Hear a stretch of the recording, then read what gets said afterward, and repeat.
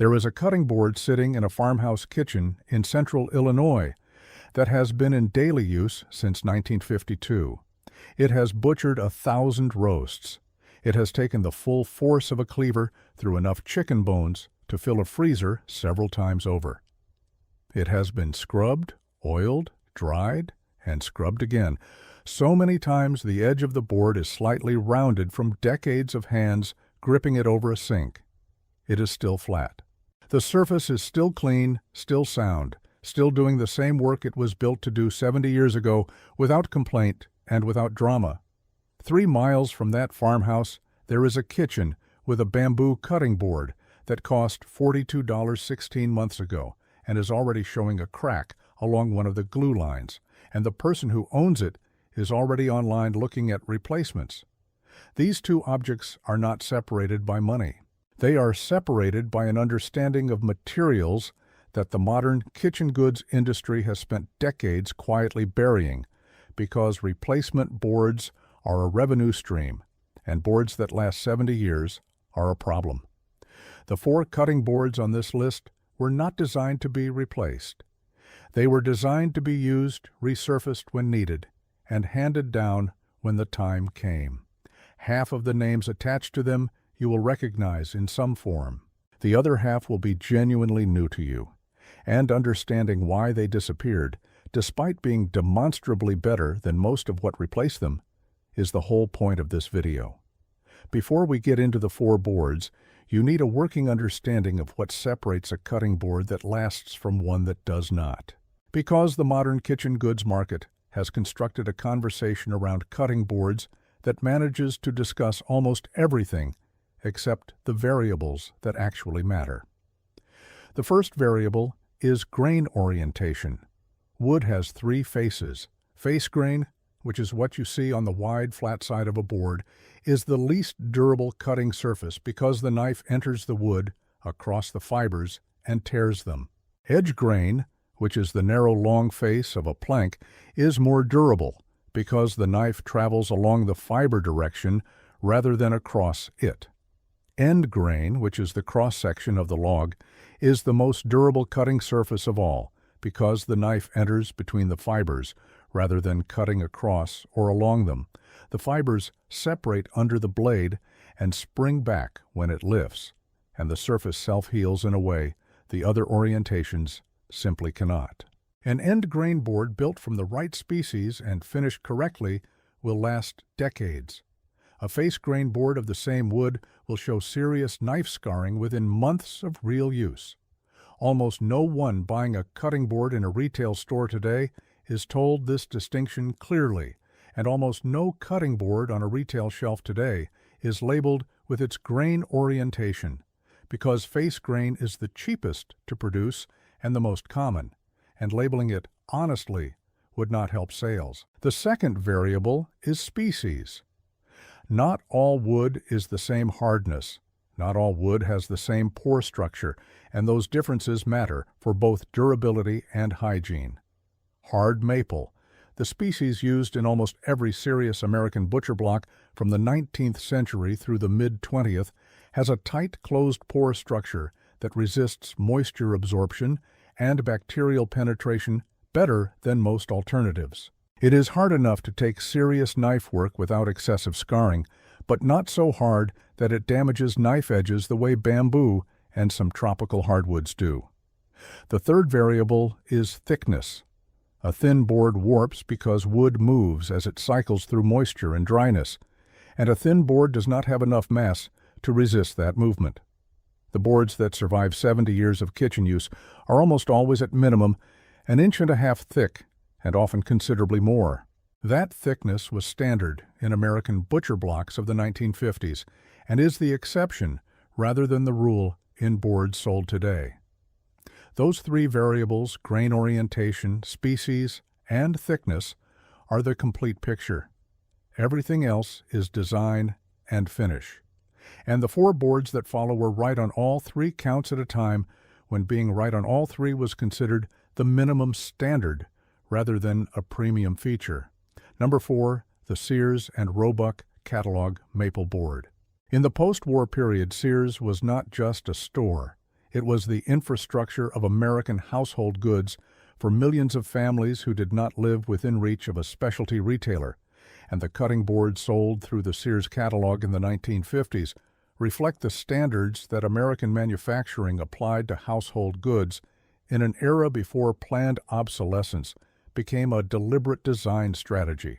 The catalog boards of that period were typically edge-grain hard maple, cut from northern stock with a tight grain that reflects slow winter growth, glued with hide glue or early woodworking adhesives, and finished with nothing more complicated than mineral oil applied at the factory and allowed to cure before shipping. They were not glamorous objects. The Sears catalog was not in the business of glamour. It was in the business of selling durable goods to working households at prices those households could actually pay.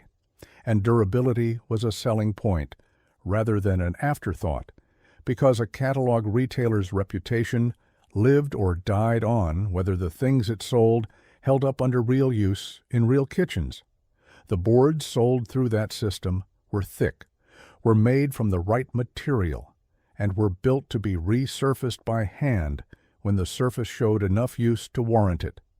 The ones that survive today, and some of them do survive in farmhouse kitchens and the back shelves of estate sales, are typically found priced as curiosities rather than useful objects, which means you can sometimes still acquire one for less than the bamboo replacement costs at the kitchen store down the street. Number 3, the Michigan Maple Block Company board. Michigan Maple Block was a Petoskey, Michigan manufacturer that operated for most of the 20th century as a supplier to the commercial food service industry, which is exactly why almost nobody in a consumer context has ever heard of it. The company's customers were not households. They were butcher shops, restaurant kitchens, school cafeterias, hospital food service operations, and the institutional accounts that kept American food production running before the industrial processing revolution changed where most of that work happened. The boards Michigan Maple Block produced were built to commercial specifications that assumed daily heavy use, regular cleaning with serious detergents, and an expected service life measured in decades rather than years. The end grain maple blocks in the larger sizes were 3 to 4 inches thick. The glue joints were constructed to handle the thermal cycling of a commercial kitchen environment. The surface, when it finally showed enough wear to require attention, could be taken down by hand with a scraper or a belt sander and returned to a clean cutting surface without touching the structural integrity of the board. These were not objects designed for a retail shelf.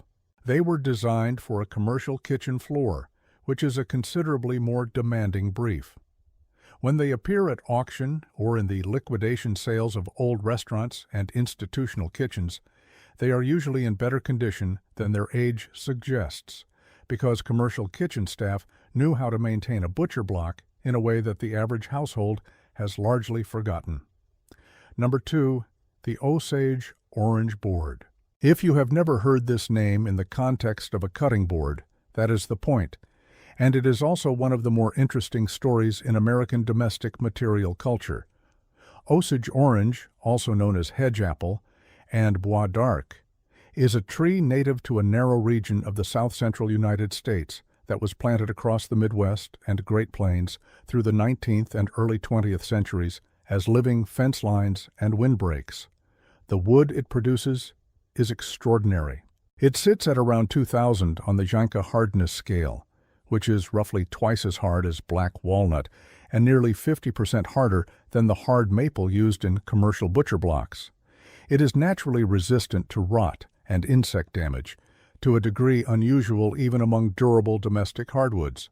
And it contains a class of natural chemical compounds that research has confirmed carry genuine antimicrobial properties, meaning the wood itself actively resists the bacterial colonization that makes a scored cutting board surface a food safety concern. In the rural Midwest of the 1950s, Osage orange was available in quantity to anyone with access to the hedgerows that divided farm fields across Kansas, Missouri, and Oklahoma, and skilled craftsmen in those communities made cutting boards from it that reflected a practical understanding of the material rather than a marketing decision about what would sell. These boards were never manufactured commercially at scale. They were made regionally and locally, which is exactly why almost no one knows they existed and why finding one today requires either family inheritance or a very specific knowledge of what to look for at farm estate sales in the middle of the country. They last because the material they are made from was designed by considerably longer processes than any manufacturing operation to resist exactly the conditions a cutting board faces. This is also the right moment to say, if this kind of breakdown is genuinely useful to you, subscribing to the channel costs you nothing and keeps this kind of honest material history coming instead of another sponsored post about a product that will be in a landfill in 3 years. And if you want the complete guide to identifying, evaluating, and restoring vintage cutting boards before you spend any money, that is linked below, and I will come back to it at the end. Number 1. The John Boos Original End Grain Maple Block. John Boos and Company was founded in Effingham, Illinois in 1887 by a blacksmith named Conrad Boos, whose son John took over the business and shifted its focus to the butcher block market that was expanding rapidly as American retail meat cutting moved from farm direct to shop-based commercial operations. The company has been making maple butcher blocks continuously from that founding to the present day, which makes it the oldest and longest-running butcher block manufacturer in the United States by a margin that is not close. The blocks produced through the 1940s and 1950s represent the peak of that tradition in terms of material quality and construction standard, not because the company has declined in any dramatic way, but because the raw material available, then northern hard maple from old growth and second growth, stands in the Great Lakes region with tight grain structure reflecting decades of slow growth, is simply no longer available at the same scale or specification. The 1950s production used maple that had been air-dried rather than kiln-dried, a slower and more expensive process that produces wood with less internal stress and more dimensional stability across the life of the board. The end grain construction meant that every knife stroke on the surface entered between the maple fibers rather than across them, so the surface self-healed between uses in the way that only end grain allows. The thickness was never less than 3 inches in the commercial production, and often 4 or more, giving the board enough mass to stay flat through seasonal moisture cycles that would warp a thinner board within a year. Boos blocks from this era turn up at estate sales, at restaurant liquidations, at antique markets where they are often priced as furniture rather than kitchen tools. The condition of the surface tells you very little about the condition of the board, because a surface that has been cut on for 50 years looks exactly as alarming as you would expect, and responds to a single afternoon of careful resurfacing in a way that can return it to something close to new. The underlying structure, the glue joints, the end grain face, the overall flatness of the board when you set a straight edge across it, is what actually tells you whether the board is worth buying. And a well-maintained Boos block from the 1950s with sound glue joints and a flat face is worth buying at almost any reasonable price, because what you are acquiring is an object that has already proven it will outlast the kitchen it is going into. So, what does any of this mean for the cutting board you are using right now, or the one you are thinking about buying? It means the conversation you should be having is about grain orientation, wood species, and thickness, and it means those 3 things are almost never the conversation happening on a retail product page or in a kitchen goods store.